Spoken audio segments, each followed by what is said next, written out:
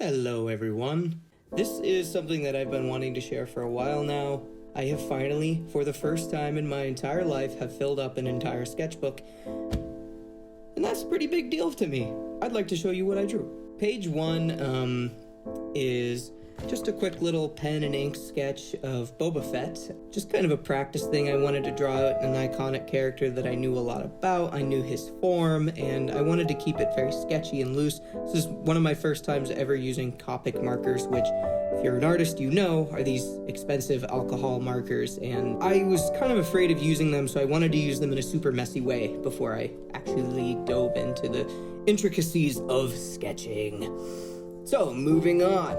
This is Phone Bone. Phone Bone from the comic series Bone by Jeff Smith.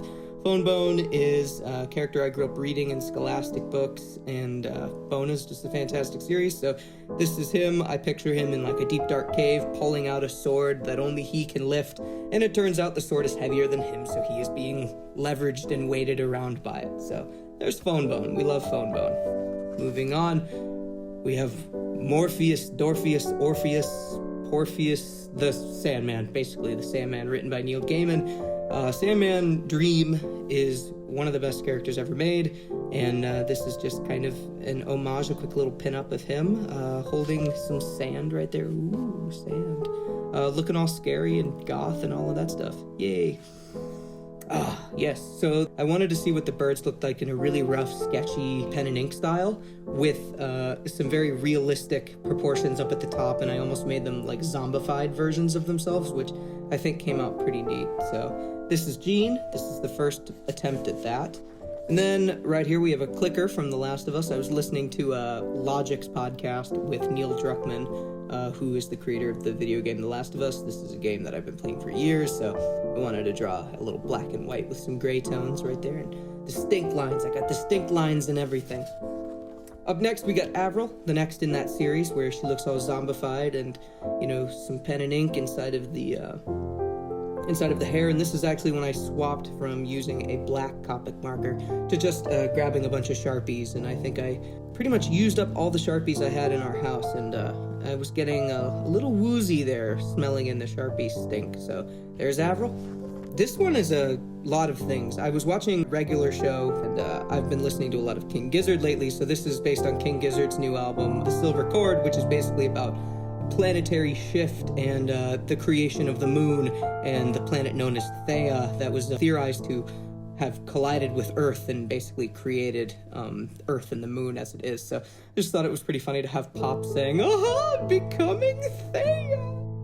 Moving on, we got Ninja Turtles. I was headed to an independent comics creator con in Connecticut, and I knew there were going to be some artists that were Ninja Turtle guys, and I just kind of wanted to draw my little take on it. So I kind of drew them all in the same way, and Mikey saying Cowabunga. Mikey's my favorite Ninja Turtle. The rest of them are fine, and fun fact, Peter Laird, one of the guys who created this, went to my high school. He's from this area. Woo!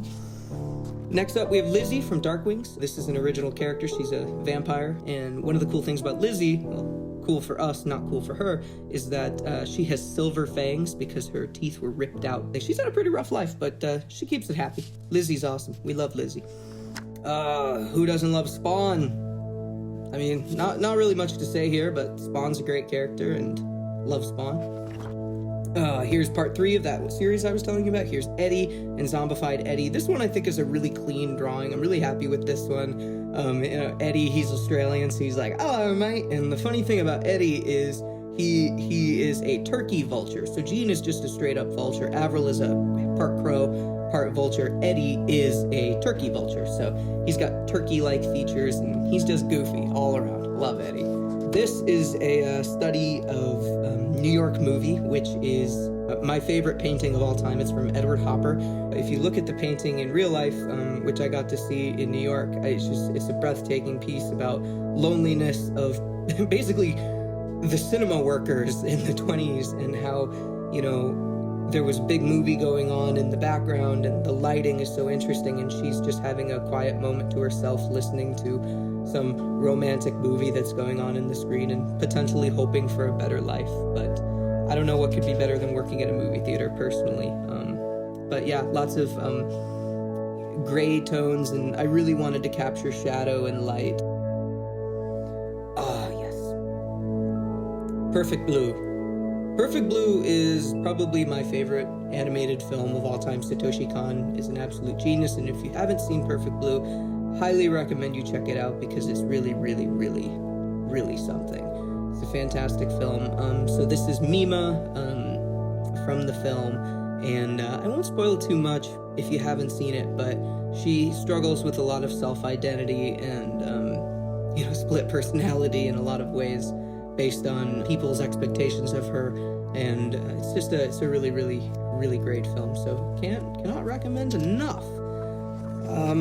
This is kind of a sketch that turned into a real drawing. This is kind of my version of Joan of Arc, kind of inspired by Gerard Way's version of Joan of Arc that he dressed up as in Mexico City at the Corona Festival on the My Chemical Romance tour, but Joan of Arc has kind of become somebody I've been reading a lot about lately. I think she's an incredibly inspiring historical figure, and this will not be the last time I draw Joan of Arc. Plus, that sword is just badass. And I'm actually reading a book by Mark Twain all about Joan of Arc. When I heard that Mark Twain wrote a book about Joan of Arc, I had to read it, and it's quite good. Recommend. And then here's Joan of Arc Sword. This is kind of a two-piece here.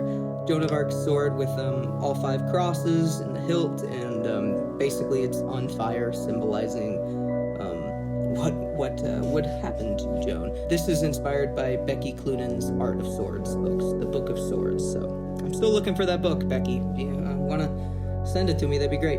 And then here's Death from Sandman. Death is a fantastic character, and I wanted to draw a grave because I was reading Neil Gaiman's other book, The Graveyard Book, so I wanted to draw Death hanging out at a gravestone. Not really a lot to this one, I just love Death, and I love Neil Gaiman's work, so cool. After this, we got some vampires. We've got Nosferatu, we've got Bela Lugosi's Dracula, and then we got Vampirella. Vampirella's awesome, so really, again, not much to say. This one was actually a covered up. I sketched Jean, and Jean from Vulture Culture. It didn't come out that well, so I covered him up, but you can still see him.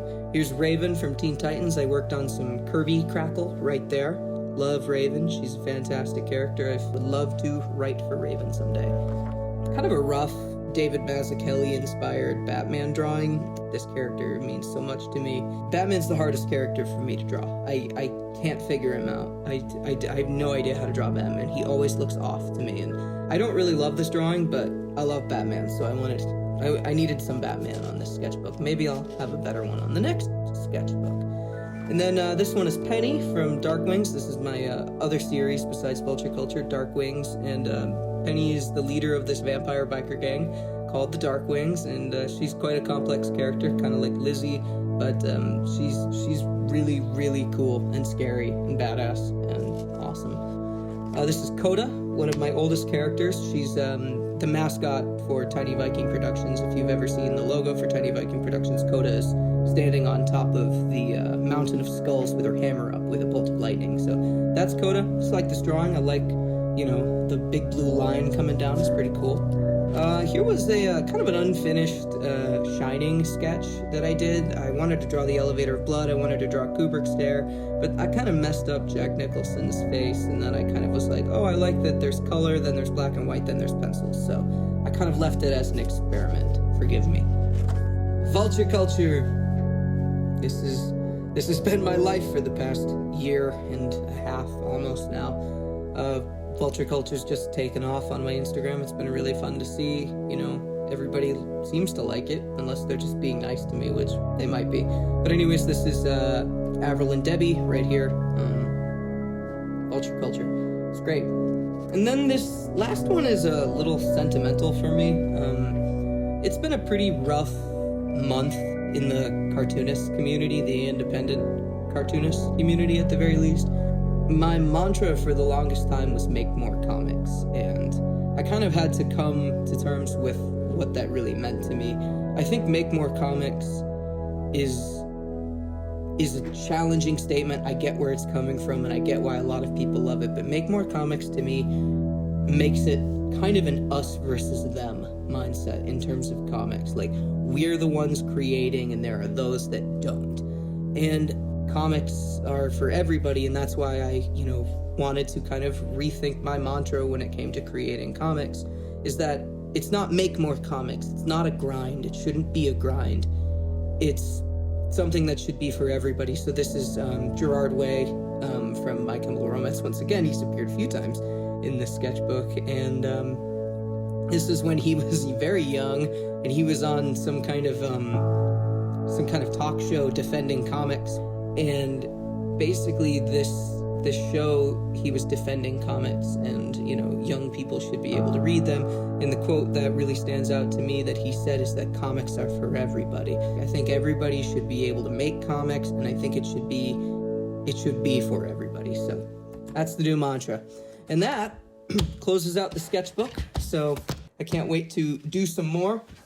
I love these Artist Loft sketchbooks. It's not a plug or anything like that, but yeah. Got another one. Gonna start drawing some more. So thanks so much for letting me share my art with you. Appreciate it.